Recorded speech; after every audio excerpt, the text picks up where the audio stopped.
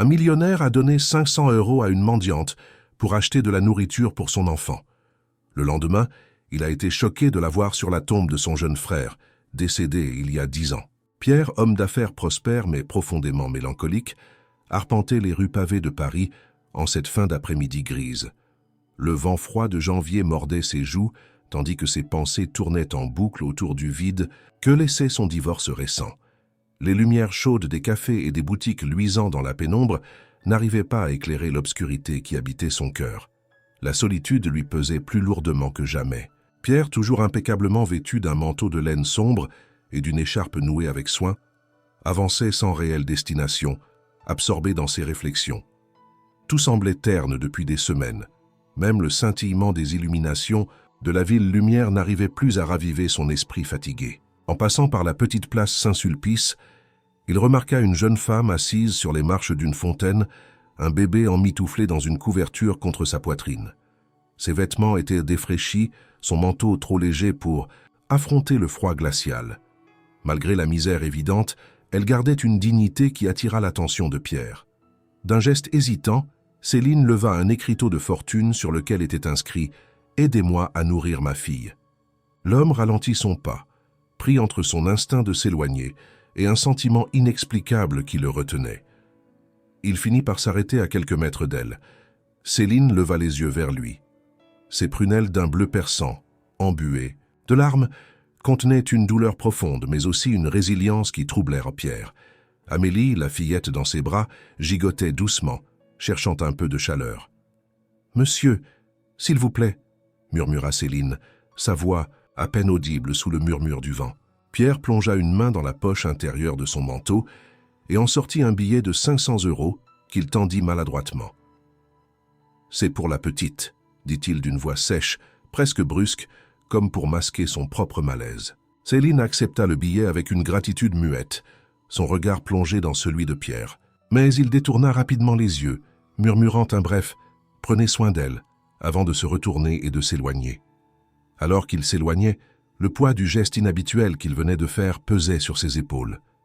Il avait souvent donné de l'argent à des associations, des causes lointaines et anonymes, mais cette rencontre-là était différente. Il ne pouvait se débarrasser de l'image de cette femme et de son bébé, ni du mélange de désespoir et de force qu'il avait perçu dans ses yeux. Cette nuit-là, Pierre resta éveillé longtemps, le visage de Céline revenant hanter ses pensées. Pourquoi était-il aussi troublé? Était-ce une simple culpabilité ou quelque chose de plus profond? Une chose était certaine, ce regard, il ne l'oublierait pas de sitôt. Le lendemain matin, Pierre se réveilla avec un poids étrange sur la poitrine. L'image de Céline et de la petite Amélie ne le quittait pas, comme un fantôme venu troubler son sommeil. Incapable de se concentrer, il décida d'honorer une vieille habitude. Visiter la tombe de son frère Étienne, mort tragiquement il y a une décennie. Étienne, le cadet de la famille, avait toujours été une âme rebelle et passionnée. Sa mort avait laissé une cicatrice dans le cœur de Pierre, une douleur qu'il évitait soigneusement de revisiter. Le cimetière Montparnasse était silencieux, le genre de silence qui amplifie le murmure du vent ou le craquement des graviers sous les pas. Pierre avançait lentement, une fleur blanche à la main. Ses visites s'étaient devenues sporadiques, mais aujourd'hui, un appel inexplicable l'y avait conduit. En approchant de la tombe d'Étienne, il s'arrêta net.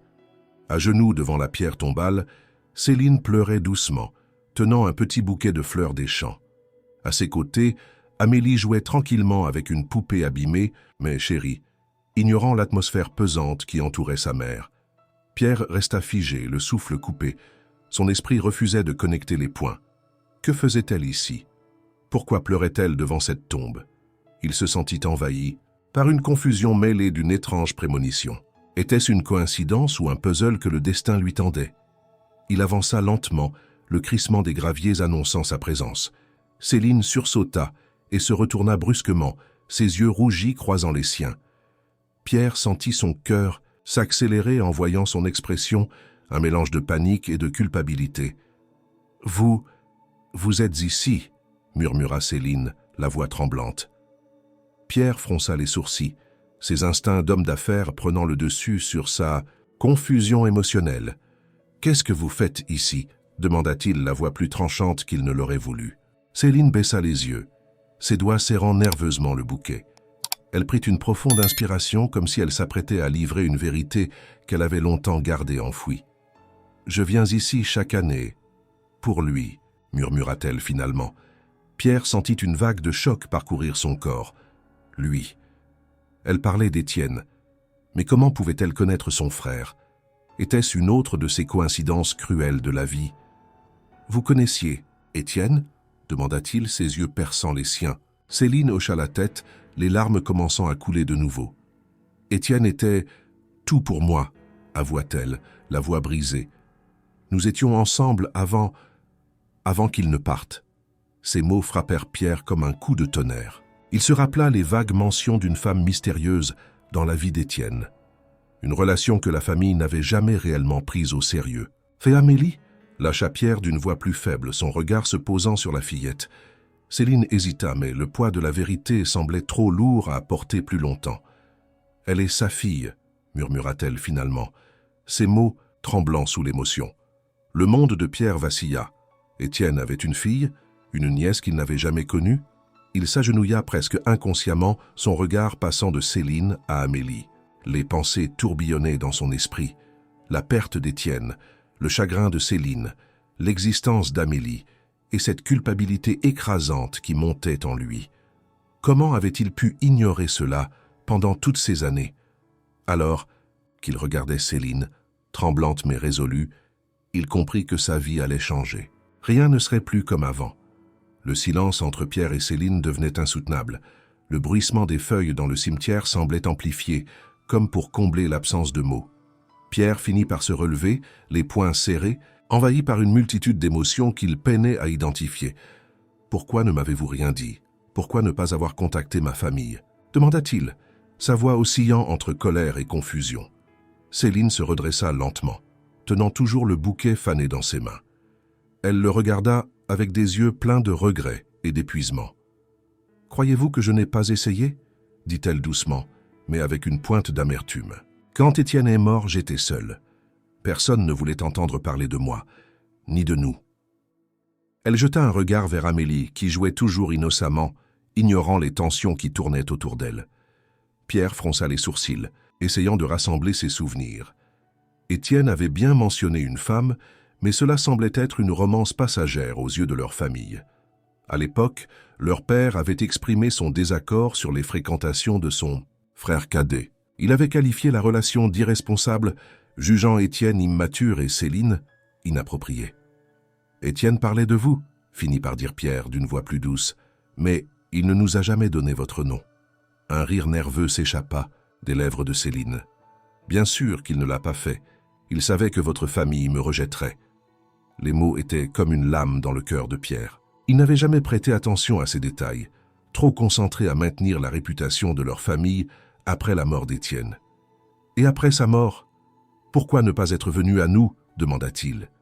Céline baissa la tête, ses épaules s'affaissant sous le poids de sa réponse. « Parce que j'étais détruite, » murmura-t-elle. « Quand Étienne est parti, j'ai tout perdu. Je n'avais plus rien, pas de maison, pas de soutien, et certainement pas de force pour affronter votre famille, qui m'aurait sans doute rejeté, à nouveau. » Pierre sentit une vague de honte monter en lui. Il avait été si absorbé par son propre chagrin qu'il n'avait jamais envisagé l'existence d'une autre personne affectée par la mort d'Étienne. « Amélie, » continua-t-elle, « était tout ce qu'il me restait de lui. Je devais me battre pour elle, mais la vie n'a pas été tendre. » Pierre regarda la petite fille avec un mélange de tristesse et de tendresse. Amélie ressemblait tant à Étienne. Ses cheveux sombres, ses grands yeux brillants, tout chez elle lui rappelait son frère. « Comment avez-vous vécu tout ce temps ?» demanda-t-il, sa voix empreinte d'une compassion sincère. Céline soupira, ses doigts jouant avec le bout abîmé de son manteau. « Avec beaucoup de sacrifices, » répondit-elle. « Des petits boulots, des nuits froides, et souvent des choix impossibles. Mais Amélie est ma raison de vivre. » Pierre resta silencieux, absorbant les détails de cette vie qu'il n'avait jamais imaginée. « Vous ne savez pas à quel point c'était difficile d'être ici aujourd'hui, » continua Céline, la voix tremblante. « J'ai toujours eu peur que quelqu'un me reconnaisse, mais je voulais qu'Amélie connaisse son père, même à travers une simple tombe. » Pierre se passa une main sur le visage, comme pour effacer les derniers vestiges de colère. Il comprenait désormais pourquoi il avait été si troublé par son premier échange avec Céline sur la place. C'était une part de son frère qu'il avait croisé sans le savoir. « Je ne sais pas quoi dire », finit-il par murmurer. Céline lui adressa un sourire triste. « Vous n'avez pas à dire quoi que ce soit, Pierre. Je ne cherche pas de charité ou de pitié. Je voulais juste que vous sachiez. » Mais Pierre secoua la tête. « Non, Céline, ce n'est pas juste. Vous et Amélie êtes ma famille maintenant. » Les mots résonnèrent étrangement dans l'air. Pierre savait qu'il venait de franchir une ligne invisible. Céline, surprise, le regarda longuement, cherchant à déceler une sincérité dans ses paroles. « Si vous le pensez vraiment, répondit-elle enfin, il va falloir plus que des mots. » Pierre hocha la tête. « Alors, laissez-moi faire quelque chose. Pour elle, pour vous, pour Étienne. » À cet instant, un lien fragile mais réel venait de naître. Assis sur un banc non loin de la tombe d'Étienne, Pierre et Céline continuaient à parler, tandis qu'Amélie jouait à proximité, insouciante du poids des révélations qui flottaient autour d'eux. Pierre avait insisté pour entendre toute l'histoire, et Céline, bien qu'hésitante au début, commença à dévoiler les chapitres les plus sombres de sa vie. « Quand j'ai rencontré Étienne, il m'a sauvé, » murmura Céline, son regard perdu dans le vide. « J'étais jeune, seul et paumé. Il était lumineux, plein d'espoir et de rêves. » Pierre hocha doucement la tête, se rappelant le caractère rebelle mais passionné de son frère. « Il m'a aimé comme personne ne l'avait jamais fait, » continua-t-elle, sa voix se brisant légèrement. « Mais il savait que votre famille ne l'approuverait jamais. » Pierre baissa les yeux, honteux. Leur père avait été un homme rigide, obsédé par l'apparence et la respectabilité. Étienne, avec son esprit libre, avait souvent été en conflit avec lui. Quand je suis tombée enceinte, nous avions décidé de partir, de tout recommencer ailleurs. Mais l'accident... Elle s'interrompit, la gorge nouée par l'émotion. Pierre releva les yeux, surpris. « Vous alliez partir ?» Céline hocha la tête. « Oui. Étienne voulait s'éloigner de Paris, de la pression de votre famille, et construire une vie pour nous trois. Mais il n'a jamais eu cette chance. » Les souvenirs du jour de l'accident refirent surface pour Pierre. Un appel brutal de la police, une perte soudaine et incompréhensible. Mais il n'avait jamais su que son frère planifiait une nouvelle vie. Après sa mort, tout s'est effondré, reprit Céline. Je n'avais personne. J'ai essayé de travailler, de tenir bon, mais c'était impossible avec un bébé et si peu de moyens. Elle marqua une pause, regardant Amélie qui riait en faisant rouler sa poupée sur le gravier. J'ai fini par perdre mon appartement. Amélie et moi avons vécu dans des foyers, parfois dans la rue. Je faisais ce que je pouvais pour qu'elle ait au moins un repas par jour. Pierre sentit une boule se former dans sa gorge. Il n'avait jamais imaginé que la perte d'Étienne avait pu laisser de telles cicatrices, pas seulement dans leur famille, mais aussi dans la vie de cette femme. « Et ma famille ?» insista-t-il doucement. « Pourquoi ne pas être venu nous voir ?» Céline haussa les épaules, un mélange de résignation et de colère dans ses gestes. « Votre père m'a fait comprendre, avant même la mort d'Étienne, que je n'étais pas la bienvenue. » Pierre serra les dents. Cela ressemblait bien à leur père, qui avait toujours été intraitable.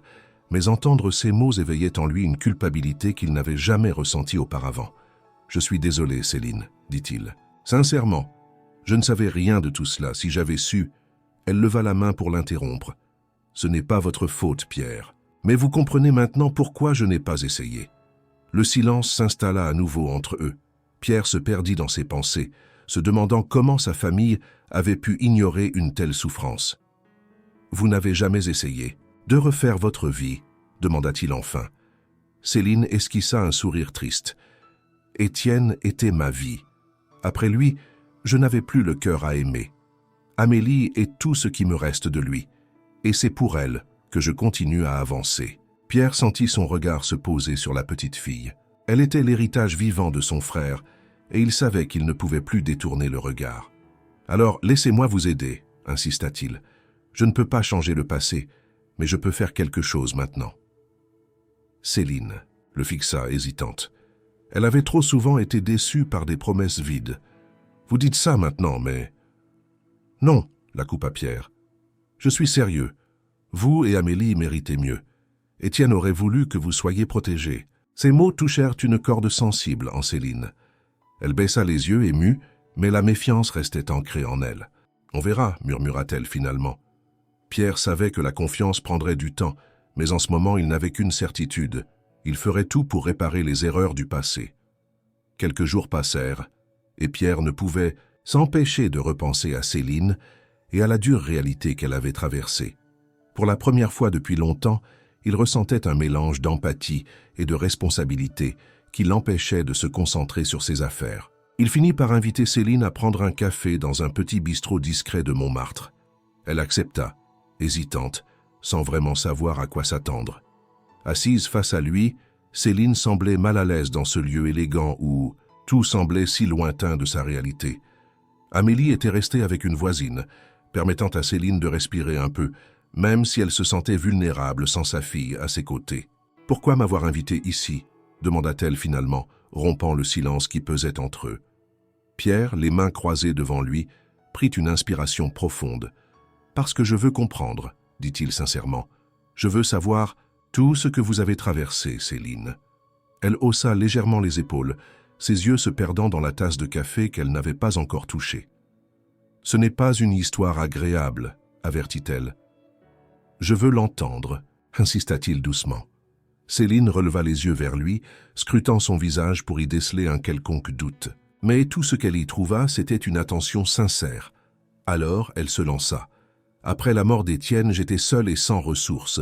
J'avais quitté mon travail parce que j'étais enceinte et pensais que nous en sortirions avec ce qu'il gagnait.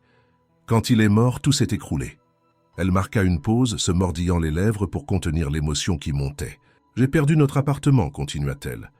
J'ai passé des nuits entières dehors, Amélie dans mes bras, essayant de la réchauffer comme je pouvais. J'avais si peur qu'on me la prenne. » Pierre baissa les yeux, incapable de supporter le poids de ses mots. « Vous avez vécu dans la rue ?» demanda-t-il, incrédule. « Oui, pendant des mois. Puis j'ai trouvé un foyer pour femmes en difficulté. Mais ce genre d'endroit, ce n'est pas une solution durable. On est entassé, il y a des règles strictes, et on se sent toujours indésirable. » Elle jouait nerveusement avec la cuillère en argent posée à côté de sa tasse, ses mains trahissant la tension qu'elle ressentait en partageant ses souvenirs douloureux. Amélie était encore bébé. Elle pleurait souvent la nuit, et j'avais peur que ça dérange les autres femmes. Alors je me promenais avec elle dehors jusqu'à ce qu'elle s'endorme. Pierre sentit une boule se former dans sa gorge. Il avait toujours vécu dans le confort, à l'abri de ce genre de réalité. Il ne pouvait s'imaginer le courage qu'il avait fallu à Céline pour survivre à tout cela. « Et après, comment avez-vous réussi à vous en sortir ?» demanda-t-il presque à voix basse. « Des petits boulots, répondit-elle. Femme de ménage, serveuse, parfois même vendeuse sur les marchés. Rien de stable, rien qui paye assez. Mais chaque centime allait à Amélie.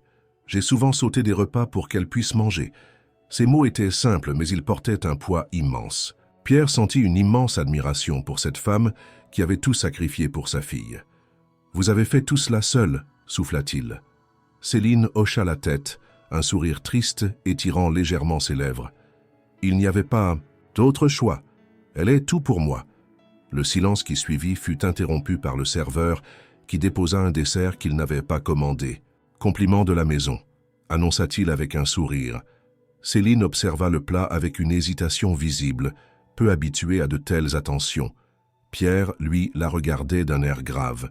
« Céline, vous n'avez plus à affronter tout cela seul. Je ne dis pas que je peux tout arranger d'un coup, mais je veux aider. Pour Amélie. Pour vous. » Céline releva la tête, surprise par la sincérité de ses paroles. « Pourquoi maintenant ?» demanda-t-elle. Pierre inspira profondément. « Parce que je vois à quel point Étienne vous aimait. Et parce qu'Amélie mérite une chance, et vous aussi. » Un long moment passa avant que Céline ne réponde. « On verra, » murmura-t-elle enfin. Elle n'avait pas encore baissé toutes ses défenses, mais quelque chose dans l'attitude de Pierre commençait à éroder le mur qu'elle avait construit autour de son cœur. Après leur conversation au bistrot, Pierre ne pouvait s'empêcher de penser à Amélie. Elle ressemblait tellement à Étienne que cela ne laissait aucun doute dans son esprit, mais il sentait qu'il devait obtenir une confirmation formelle. Non pas pour lui-même, mais pour convaincre les autres membres de la famille, surtout ceux qui pourraient remettre en question cette histoire. Un matin, alors qu'il passait chercher Céline et Amélie pour une promenade, Pierre aborda la question avec prudence. Céline, méfiante par nature, fronça les sourcils en l'écoutant.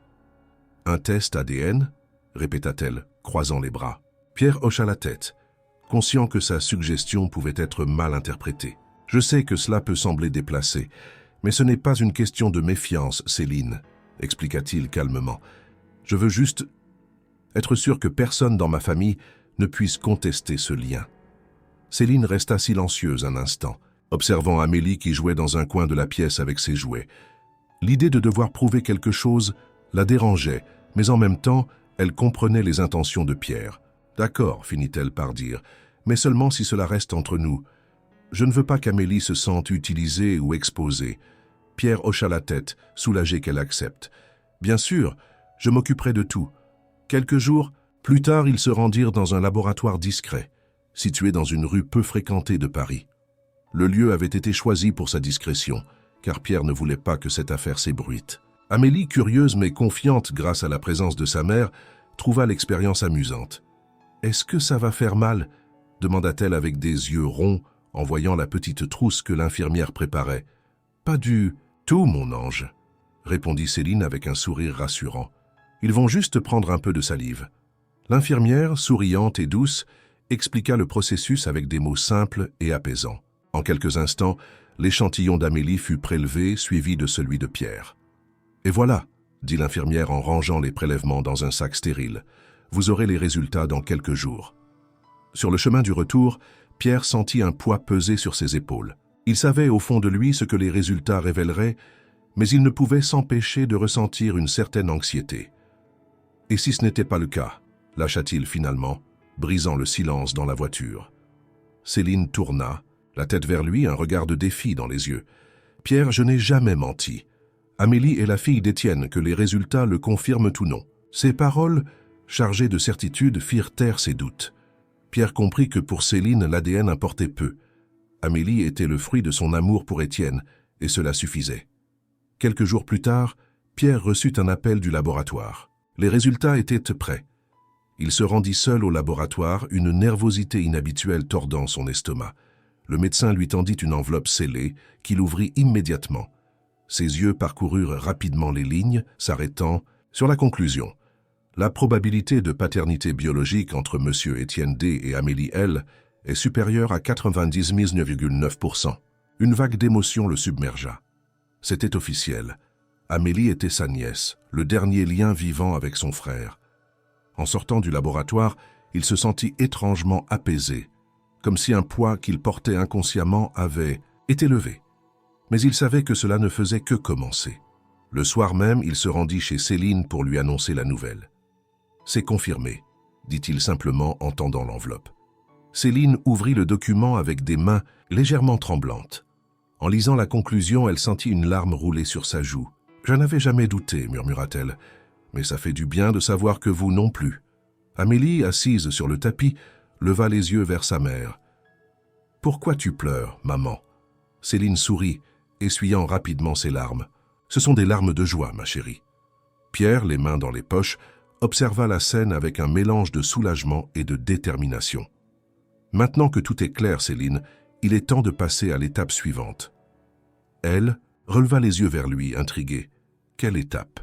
Pierre s'agenouilla devant Amélie, un sourire sincère sur les lèvres. « Je vais m'assurer que toi et ta maman n'ayez plus jamais à vous inquiéter. » Pierre, désormais convaincu de son rôle dans la vie d'Amélie et de Céline, se lança dans une série d'actions pour les aider.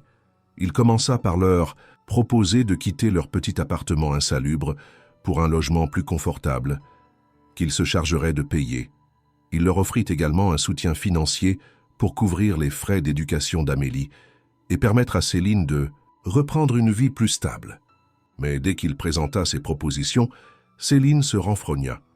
« Non, Pierre, dit-elle fermement, je n'ai pas besoin de votre argent. »« Céline, ce n'est pas une question d'argent, » répondit-il, visiblement frustré. « C'est une question de donner à Amélie un environnement sûr et stable. » Elle secoua la tête, croisant les bras dans un geste de défi. « J'ai appris à me débrouiller seule. Nous avons survécu jusqu'ici, et je ne veux pas qu'Amélie pense qu'on doit tout à quelqu'un d'autre. » Pierre soupira, passant une main dans ses cheveux. Il ne s'attendait pas à ce que Céline rejette son aide, mais il comprenait pourquoi elle se sentait ainsi. Après tout ce qu'elle avait traversé, accepter de l'aide ressemblait peut-être, à ses yeux, à un aveu de faiblesse. « Je comprends que vous soyez fière de ce que vous avez accompli, Céline, dit-il doucement. Et vous avez raison de l'être. Mais parfois, accepter de l'aide n'est pas un signe de faiblesse, c'est un signe de force. Facile à dire pour quelqu'un qui n'a jamais manqué de rien, répliqua-t-elle, son ton plus dur. Vous ne savez pas ce que ça fait de ne rien avoir et de devoir mendier pour nourrir votre enfant. Ces mots frappèrent Pierre en plein cœur. Il baissa les yeux, se rappelant combien sa vie avait toujours été confortable en comparaison. Mais cela ne diminua pas sa détermination. Vous avez raison, Céline. Je ne peux pas comprendre. Mais ce n'est pas une raison pour refuser de rendre la vie d'Amélie meilleure. Vous le méritez toutes les deux. Céline resta silencieuse, son regard fixé sur le sol. Elle savait qu'il avait raison. Mais une part d'elle se rebellait contre l'idée d'accepter quelque chose qui ressemblait à de la charité. « Ah, si on faisait comme ça, reprit Pierre après un moment, considérez cela comme une façon d'honorer Étienne. Il aurait voulu que je prenne soin de vous, vous le savez. » Céline leva les yeux vers lui, hésitante. Elle voyait la sincérité dans son regard, mais la peur de perdre sa dignité l'empêchait d'accepter immédiatement. « Je vais y réfléchir », finit-elle par dire, évitant de croiser son regard. Mais Pierre n'en resta pas là. Il fit preuve d'une patience infinie, trouvant des moyens subtils d'aider sans qu'elle se sente obligée. Il passait régulièrement les voir, apportant des petites choses pour Amélie, des livres, des jouets éducatifs, parfois même des vêtements. Amélie, quant à elle, semblait s'attacher de plus en plus à Pierre. Elle lui lançait des regards admiratifs, le suivant parfois comme une ombre lorsqu'il venait leur rendre visite. Un après-midi, alors qu'ils étaient tous assis dans le parc voisin, Amélie courut vers Pierre avec un dessin dans les mains. « Regarde, tonton. »« Pierre, c'est toi, moi et maman. » Pierre prit le dessin avec un sourire attendri. La simplicité et l'innocence de l'enfant lui réchauffèrent le cœur. « Ça est magnifique, Amélie, dit-il. Tu es une vraie artiste. » Céline, assise sur un banc à quelques mètres de là, observait la scène. Elle voyait l'effet positif que Pierre avait sur sa fille, et cela la troublait. Ce soir-là, alors, qu'Amélie dormait profondément. Céline se retrouva seule avec Pierre dans le petit salon exigu de leur appartement. « Pourquoi faites-vous tout cela ?» demanda-t-elle brusquement, brisant le silence. Pierre, surpris par sa question, la regarda longuement avant de répondre. « Parce que c'est ce que mon frère aurait voulu. Et parce que je tiens à vous deux. » Céline détourna les yeux, touchée mais incapable de l'exprimer. « Je ne veux pas devenir dépendante, » murmura-t-elle. Pierre sourit doucement. « Vous ne serez pas dépendante, Céline. Vous serez soutenue. Il y a une différence. » Ces mots résonnèrent en elle. Peut-être, se dit-elle, qu'accepter un peu d'aide n'était pas une si mauvaise chose, tant qu'elle gardait son indépendance. « D'accord, Pierre, finit-elle par dire à voix basse, mais à mes conditions. » Un sourire éclaira le visage de Pierre. « Très bien, Céline, à vos conditions. » Ce moment marqua le début d'un changement subtil mais significatif. Céline, bien que toujours réticente, commençait à laisser Pierre entrer dans leur vie. L'intégration de Céline et d'Amélie dans la vie de Pierre ne passa pas inaperçue, surtout auprès de la famille. Lorsqu'il annonça à ses proches qu'il souhaitait soutenir Céline et Amélie de manière durable, les réactions furent immédiates, variées et parfois brutales. Le premier à exprimer son mécontentement fut leur oncle Jacques, un homme austère qui avait toujours incarné les valeurs conservatrices et l'autorité dans la famille. Lors d'un dîner familial, Pierre, déterminé à présenter la situation, mentionna ouvertement qu'il avait découvert qu'Étienne avait eu une fille et que cette fille, Amélie, faisait partie de leur famille. « Tu veux dire que cette femme et cet enfant sont liés à nous ?» lâcha Jacques, le regard glacial, en reposant bruyamment son verre sur la table. « Oui, » répondit Pierre calmement. « Amélie est la fille d'Étienne. J'ai fait faire un test ADN. C'est confirmé. » Un silence lourd s'abattit sur la pièce. Les autres membres de la famille échangèrent des regards, certains curieux, d'autres manifestement mal à l'aise. « Et tu comptes quoi, exactement ?» poursuivit Jacques. « Les installer dans la famille comme si de rien n'était ?»« Je compte faire ce qu'Étienne aurait voulu, les aider, » répondit Pierre avec fermeté. « Céline et Amélie ont été abandonnées par tout le monde. Ça doit cesser. » Jacques s'éclata de rire, un rire froid et sarcastique. Étienne n'a jamais été sérieux dans sa vie. Cette liaison n'était probablement qu'une erreur de jeunesse. Pierre se redressa brusquement, les poings serrés. « Ne parlez Pas de mon frère comme ça, tonna-t-il. Vous ne savez rien de leur relation. Ils s'aimaient et Amélie est le fruit de cet amour. La tension dans la pièce était palpable. C'était la première fois que Pierre confrontait Jacques avec autant de véhémence.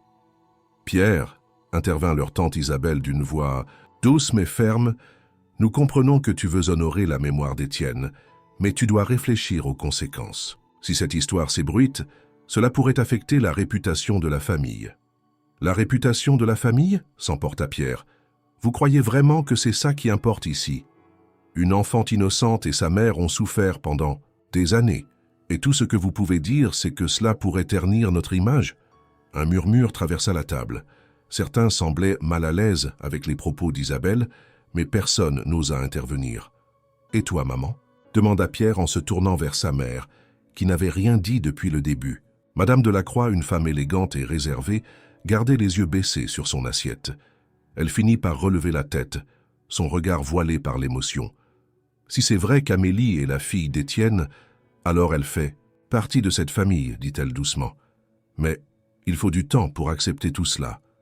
Pierre hocha la tête, comprenant la position de sa mère, bien qu'elle ne prenne pas une position aussi claire qu'il l'espérait. « Le temps. Nous en avons déjà trop perdu, répondit-il. Céline et Amélie n'ont plus à attendre que nous décidions si elles méritent ou non notre soutien. Je vais m'occuper d'elles, avec ou sans votre bénédiction. » La déclaration était claire. Pierre n'attendait pas l'approbation de sa famille pour agir. Après le dîner, alors que les invités quittèrent la maison, Madame Delacroix s'approcha de son fils. « Pierre, dit-elle doucement, tu es un homme bon comme ton frère, je sais que ce que tu fais vient du cœur. Mais Jacques et les autres, ils ne comprendront jamais. »« Alors ils n'ont pas besoin de comprendre, répondit-il. Amélie est ma famille, qu'ils le veuillent ou non. » Les jours qui suivirent furent marqués par des tensions au sein de la famille Delacroix. Certains membres, comme Isabelle et Jacques, continuèrent de s'opposer à l'idée de reconnaître officiellement Céline et Amélie. Mais d'autres, plus jeunes ou plus ouverts d'esprit, se rangèrent du côté de Pierre. Céline, de son côté, était au courant des divisions que sa présence causait. Bien qu'elle apprécie les efforts de Pierre, elle ne pouvait s'empêcher de se sentir coupable. « Peut-être qu'il vaudrait mieux qu'on reste à l'écart, lui dit-elle un jour. Je ne veux pas être la cause de vos disputes familiales. » Mais Pierre secoua la tête. « Vous n'êtes pas la cause de ces disputes, Céline. Ces tensions existaient déjà. Elles sont juste amplifiées. Vous et Amélie avez autant le droit d'être ici que n'importe qui d'autre. » Ces paroles touchèrent Céline, mais elle restait sceptique. « Et si votre famille ne nous accepte jamais, murmura-t-elle, alors ça n'aura pas d'importance, répondit Pierre avec un sourire doux. Parce que moi, je vous ai déjà accepté. » Au fil des semaines, la présence de Pierre dans la vie de Céline et d'Amélie commença à produire des changements visibles. Pierre avait tenu sa promesse. Il avait trouvé un appartement spacieux et lumineux dans un quartier calme de Paris, où Céline et Amélie pouvaient enfin vivre dans la dignité et la sécurité. Bien que Céline ait hésité à accepter ce nouveau départ, elle finit par comprendre qu'il s'agissait avant tout du bien-être de sa fille. Pierre devint rapidement une figure incontournable dans la vie d'Amélie. Chaque visite était marquée par des éclats de rire et des moments de complicité. Il lui lisait des histoires, jouait avec elle dans le parc et parfois même l'accompagnait à l'école. Pour Amélie, il était devenu une figure paternelle qu'elle n'avait jamais eue. Céline observait tout cela avec un mélange de gratitude et d'étonnement. Pierre, qu'elle avait d'abord perçu comme distant et froid, s'était révélé être un homme bienveillant et protecteur. Leur relation, autrefois teintée de méfiance, évoluait doucement vers une amitié sincère. Un après-midi, alors qu'ils étaient réunis dans le nouvel appartement, Pierre s'assit à la petite table de la cuisine, un café fumant devant lui. Céline s'affairait à préparer le goûter d'Amélie. « Je dois dire, Céline, que cet endroit commence vraiment à ressembler à un foyer, » dit-il avec un sourire chaleureux. Céline se retourna, essuyant ses mains sur un torchon. « C'est grâce à vous, Pierre. Je ne sais pas comment vous remercier. »« Vous n'avez pas besoin de me remercier, » répondit-il. « Je fais ce qu'Étienne aurait voulu. » Un silence confortable s'installa entre eux, interrompu par Amélie qui accourut avec un dessin à la main. « Regarde, tonton Pierre, c'est toi, maman et moi, dans notre nouvelle maison. » Pierre prit le dessin et le contempla avec un sourire attendri. « C'est magnifique, Amélie. Tu as vraiment un talent pour le dessin. » Céline, debout près du comptoir, les regardait avec un sourire discret. Elle n'avait jamais vu Amélie aussi heureuse, et elle savait que Pierre y était pour beaucoup. Mais malgré ces moments de bonheur, les tensions familiales continuaient à planer en arrière-plan.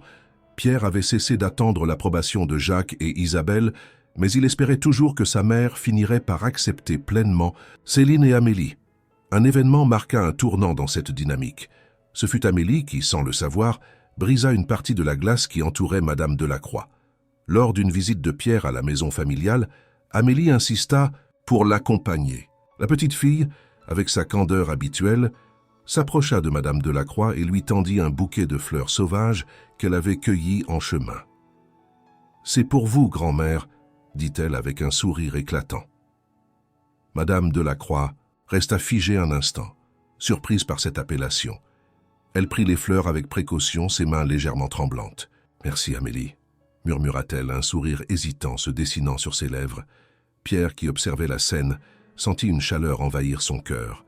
C'était peut-être un petit geste, mais il en disait long sur l'innocence d'Amélie et son désir instinctif de créer des liens. Après cet épisode, Madame Delacroix commença à montrer des signes d'ouverture. Elle invita Pierre, Céline et Amélie à dîner, un geste qu'aucun d'eux n'avait anticipé. Lors de ce dîner, la famille partagea un repas simple mais chaleureux. Amélie, fidèle à elle-même, illumina la soirée par son enthousiasme et sa curiosité enfantine. Même Jacques et Isabelle, bien qu'encore distants, semblaient désarmés par la joie contagieuse de l'enfant. Céline, assise à côté de Pierre, observait tout cela avec une pointe d'émotion. Pour la première fois depuis des années, elle avait l'impression d'appartenir à quelque chose de plus grand qu'elle. Après le repas, alors qu'ils étaient tous rassemblés autour du dessert, Madame Delacroix leva son verre. « Je voudrais dire quelque chose », annonça-t-elle, attirant l'attention de tous. Elle se tourna vers Céline, son regard empreint de douceur. « Céline, je veux m'excuser pour tout ce que vous avez enduré. Nous aurions dû être là pour vous après la mort d'Étienne. Je sais que cela ne peut pas effacer le passé, mais je suis heureuse que vous et Amélie soyez ici avec nous aujourd'hui. » Les mots de Madame Delacroix touchèrent profondément. Céline, qui répondit d'une voix tremblante, « Merci, madame. Cela signifie beaucoup pour moi. » Pierre, assis à côté d'elle, posa doucement une main sur son bras, un geste de soutien silencieux. Ce soir-là, alors qu'ils rentraient, chez eux, Céline se tourna vers Pierre. « Je crois que vous aviez raison, Pierre. Parfois, il faut du temps pour guérir les blessures. » Pierre sourit, le regard fixé sur l'horizon. « Oui, mais je pense qu'Amélie a fait en quelques semaines ce que je n'aurais jamais pu accomplir, seule. » Céline rit doucement et pour la première fois, elle sentit que leur avenir pourrait être réellement lumineux. 10 ans s'étaient écoulés depuis la mort d'Étienne et cette journée d'anniversaire marquait une étape particulière. La famille Delacroix s'était réunie au cimetière Montparnasse pour honorer sa mémoire. Cette fois, l'atmosphère était différente. Ce n'était plus un rassemblement lourd de regrets et de silence, mais un moment empreint de souvenirs et d'acceptation. Pierre, tenant Amélie par la main, guida la petite fille, désormais âgée de 9 ans, vers la tombe de son père biologique. Amélie portait un petit bouquet de fleurs blanches qu'elle avait choisi elle-même. Elle s'agenouilla et murmura « Bonjour, papa Étienne. Je sais que tu ne me connais pas, mais je suis ta fille, Amélie. Maman et tonton, Pierre m'ont beaucoup parlé de toi. » Sa voix douce résonna dans le cœur de chacun, et Céline, qui se tenait un peu à l'écart, essuya discrètement une larme. Après un moment de recueillement, Pierre prit la parole. Il se tourna vers sa famille, rassemblée autour de la tombe. « Étienne nous a quittés trop tôt, » dit-il d'une voix posée mais émotive. « Mais aujourd'hui, je veux qu'on célèbre ce qu'il nous a laissé. Il nous a laissé une part de lui, en Amélie. Et grâce à elle, nous avons une chance de réparer nos erreurs et de continuer à honorer sa mémoire. » Il se tourna vers Céline et Amélie, puis, dans un geste qui semblait symbolique, il posa une main sur l'épaule de chacune. « Céline et Amélie font partie de cette famille, » poursuivit-il. « Et je promets de veiller sur elles, comme Étienne aurait voulu le faire. » Le silence qui suivit était chargé d'émotion. Même Jacques, d'ordinaire si rigide, baissa légèrement la tête comme pour marquer son approbation silencieuse. Après la cérémonie, la famille se retrouva pour un déjeuner dans une maison de campagne louée pour l'occasion. C'était une journée paisible, remplie de rires, de souvenirs partagés et d'un sentiment de renouveau. Alors que l'après-midi touchait à sa fin, Céline et Pierre se retrouvèrent seuls dans le jardin, regardant Amélie jouer avec d'autres enfants de la famille. « Vous avez fait beaucoup pour nous, Pierre, » dit Céline doucement. « Je ne sais pas si je pourrai jamais vous rendre tout cela. » Pierre la regarda, un sourire sincère éclairant son visage. « Vous m'avez déjà donné bien plus que vous ne le pensez, » répondit-il. « Grâce à vous, j'ai trouvé un nouveau sens à ma vie. » Il marqua une pause, puis ajouta « Et si vous me laissiez continuer à faire partie de votre vie ?» Céline le fixa surprise par ces mots. Elle voyait dans ses yeux une sincérité et une douceur qu'elle n'avait jamais rencontrées auparavant. « Vous êtes déjà une part essentielle de notre vie, Pierre, » murmura-t-elle, un sourire timide aux lèvres. Le lien qui s'était forgé entre eux au fil des mois était devenu quelque chose de plus profond, de plus évident. Et ce jour-là, alors qu'ils marchaient ensemble dans le jardin, une nouvelle histoire semblait sur le point de commencer. Quelques mois plus tard, Pierre demanda officiellement à Céline de l'épouser. La cérémonie intime et chaleureuse rassembla famille et amis, marquant non seulement l'union de deux cœurs, mais aussi la réconciliation et la renaissance d'une famille autrefois divisée. Amélie, rayonnante dans une petite robe blanche, joua un rôle spécial en portant les alliances. Pendant la réception, elle déclara fièrement « Maintenant, tonton Pierre est aussi mon papa ». Les rires et les applaudissements remplissèrent la salle, tandis que Pierre et Céline échangeaient un regard chargé d'émotion. Avec le temps, ils construisirent une vie pleine de bonheur et de stabilité. Amélie grandit entourée d'amour, et un nouveau chapitre s'ouvrit avec l'arrivée d'un petit frère quelques années plus tard. Leur histoire, marquée par la douleur et la résilience, devint un exemple pour ceux qui les entouraient. Elle rappelait qu'il était possible de transformer la perte en espoir et de bâtir quelque chose de beau à partir des ruines du passé. Et dans chaque sourire d'Amélie, dans chaque moment partagé autour de la table familiale, l'héritage d'Étienne continuait de vivre.